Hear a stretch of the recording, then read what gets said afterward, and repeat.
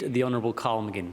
Thank you, Mr Acting President. And what a delivery of that speech, Minister. That was absolutely what we're after in this industry that's required for us to get this off the ground. Unlike 8 years of absolute nothing that happened on the other side. If we want to hear about PFAS for 3 years, we'll go to you, Honourable Steve Thomas. Don't worry about that. But when we want to talk about hydrogen, we'll go to the Honourable. Order, members. Order. I think we've only got a very time-limited debate left, probably only time for a couple more speakers. I'm actually struggling to hear the Honourable Carl McGinn, and I assume Hansard, who's closer to the Honourable member, is finding it even more difficult. The Honourable Carl McGinn. I'll try to lower my voice a little bit there, Mr Acting President. But it is quite easy to get passionate when you listen to the Honourable Alana McTiernan talk about hydrogen.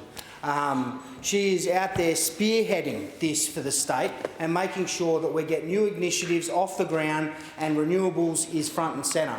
I know in the last government there was plenty of negativity in this chamber, coming particularly from this area in the chamber, in the last government, that was just totally anti-anything renewable.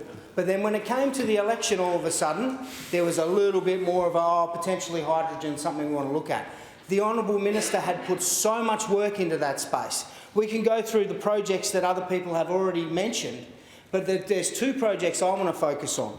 And one of them is particularly up in the Ord, and that's something that I remember a past member who spoke a lot about whether or not we were doing anything in that space. And we've got the Ord Hydrogen Project, which is up there and has had a feasibility study done in 2020, which is going forward, which is a massive opportunity for local employment, a huge opportunity for us to utilise a natural resource to build the energy we need. And I'm personally a big believer of using that energy in the local area where it's created.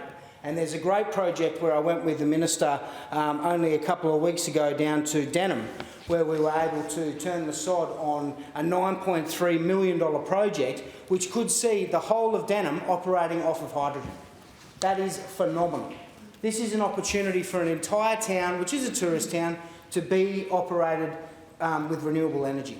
There is potentially the opportunity to offset 1 million litres of diesel. That is unbelievable. And to think of how small Denham is and how we can move on to a bigger project, I am absolutely really excited about seeing the potential of Exmouth. I think Exmouth is a really great opportunity for the state government to focus on potentially having that run through hydrogen, but just imagine what that sells to the world. So we're already selling one of the most pristine tourist destinations within the world. We now may have the ability to sell it as a completely green, renewable area. That will now have opportunities for the tourism operators to turn their operations into green energy, and then all of a sudden we're selling a huge environmental tourism package. I don't think you can find anywhere in the world that would be able to sell such a package as that. When you've got the reefs, turquoise bay, oyster stacks, you've got all that out there, whale sharks, but we're trying to move towards selling something as a package that nowhere else in the world will have. And I know the people in Exmouth are excited about it. They tend to be a bit green, Honourable Member over there, so they definitely are excited about renewable energies in that space. But Denham took on this project with open arms. The Minister and myself were up there and seen the sod turn happen, and as soon as we were leaving, they were starting construction. They were that excited to get going, and we went up and did a tour through the power plant that's currently there and all the plans that are in place to see this project, which will produce 100 households worth of energy. That to me is exciting. I think you talk hydrogen, you talk desalination plants. These sort of things I think are also needed in areas such as Exmouth, where water is a bit of an issue as well. So there's some synergies to be able to expand out, not just within the hydrogen, but also in other needs that the community requires. So I think it's going to be exciting to see how Denham goes. Because if we can get this off the ground, we're looking to see installed a 704 kilowatt solar farm, a 348 kilowatt hydrogen electrolyser and a 100 kilowatt fuel cell in Denham, enabling excess renewable energy to be used to produce renewable hydrogen, which will be stored on the site and used to power homes as required. It's an amazing outcome. And I know, go back 4 years ago, who was talking about hydrogen? Only person talking about hydrogen in this chamber that I was listening to or I heard was the Honourable Alana McTiernan.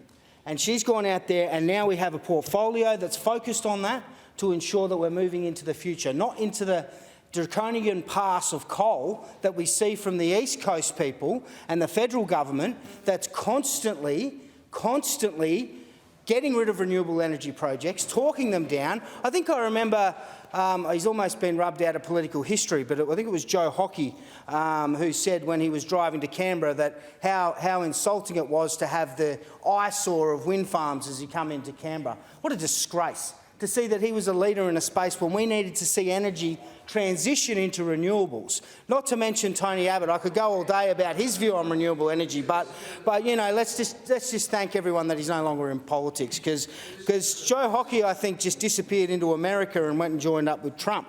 But that's where them views belong, to be honest. That's where them views belong. Not over here in Australia where we're trying to be progressive and bring initiatives of renewable energy.